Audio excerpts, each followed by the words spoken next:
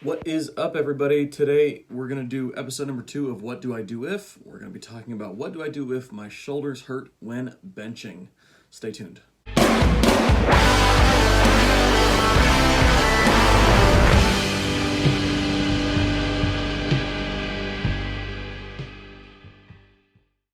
All right, so first things first, if you suspect that what you have is actually an injury and not a strength or technique issue, then as always, consult a doctor, PT, or chiro, whichever one you choose to go to first. All right, so after that, we're going to start with technique because technique is the easiest thing to change. If it's just a small thing to change with how you're doing the movement, then we can probably fix most of the problems there.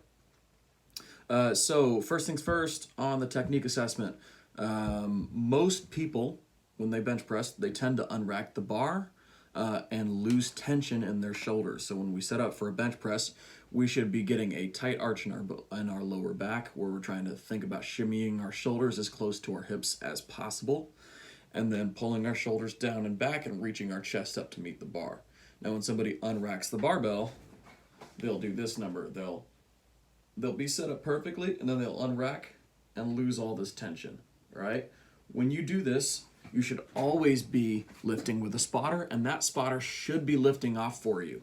I don't care if you want to feel the weight first, it's not helping you, it's hurting you, all right? So instead, have a spotter lift the weight off for you. Your goal is to stay in position and just move your arms forward without collapsing in the spine, all right? So that's the number one problem most people have in their bench press technique. So number 2 would basically be the same thing, but happening while you bench press. So say you unrack it, right, and you've got the right position. As you lower, you may be letting your shoulders lose position, whether they're going forward or up and back, doesn't matter. Keeping tension in your shoulders and thinking the cue, put your shoulders in your pockets. So this happens before you unrack the bar and then keeping them there while you're pressing. All right.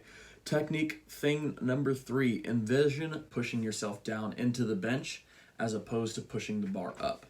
So this is kind of another one of those keeping our shoulder tension, but as we press, we want to be thinking about pushing ourselves down into the bench press, not pushing the bar forward, because that can sometimes cue us to push our shoulders forward, and that's going to cause us to lose tension in our back and not feel great in the lift.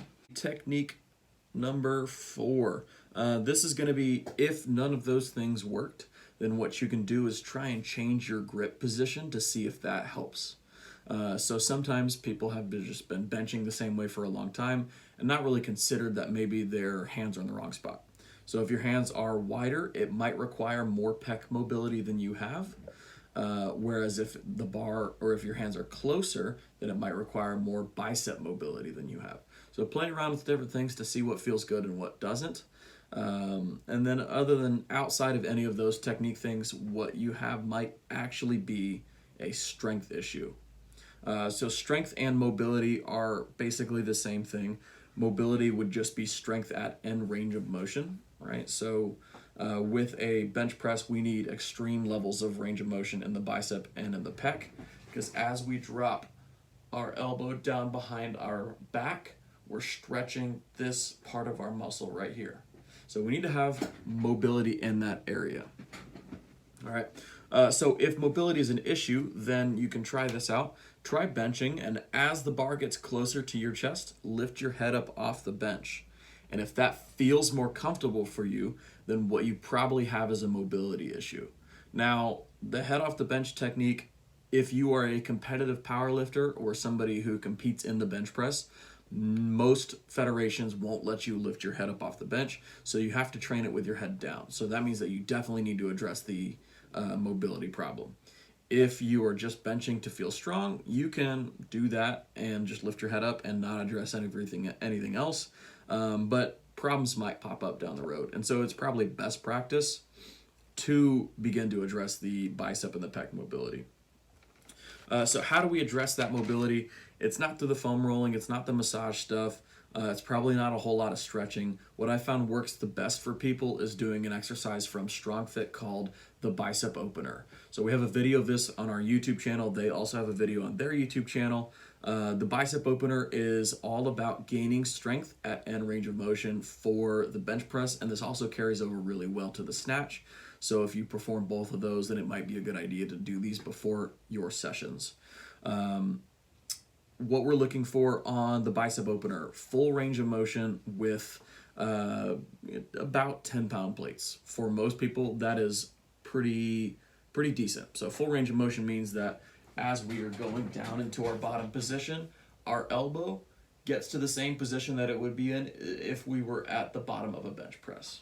All right, that's bare minimum. Obviously, I want you guys to try and reach for more and more range of motion, because more mobility never hurt anybody. But that means more mobility, as in more strength at end range of motion. All right. If you don't have full range of motion there, work on your bicep opener. Do it every single day. You'll notice a huge improvement on your bench press. It will pay off.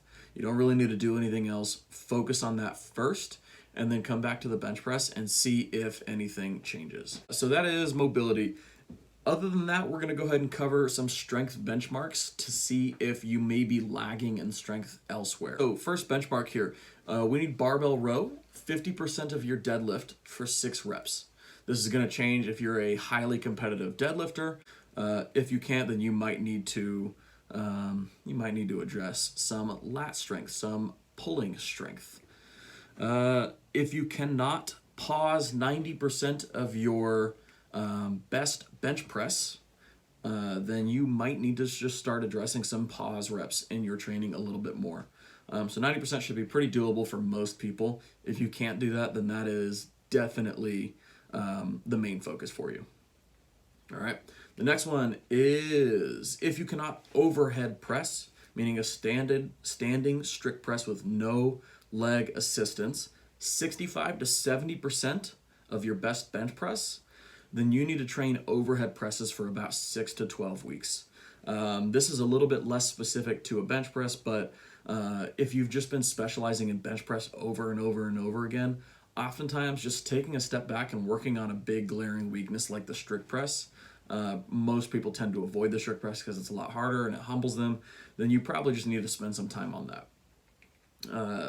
Just build a standard basic progression, 5 sets of 5 on Monday, 5 rep max on Friday, add 5 pounds to both each week. The next one, dumbbell row. If you cannot dumbbell row 25% of your best deadlift in each hand for 6 reps, then you might have some lat issues, especially if one side is glaringly stronger than the other.